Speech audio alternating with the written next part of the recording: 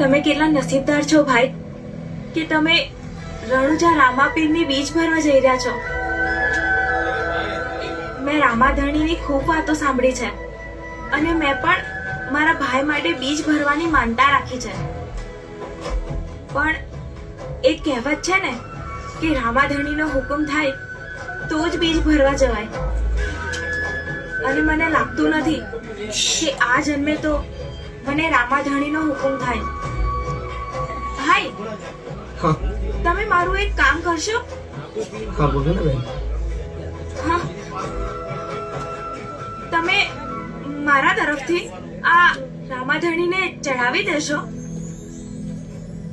બેન એક કામ કરો ને, હા, તમારી આટલી રણુજા જવાની ઈચ્છા છે, હું એમ પણ એકલો જઈ રહ્યો છું, તો તમને વાંધો ના હોય તો તમે બી મારી સાથે આવો.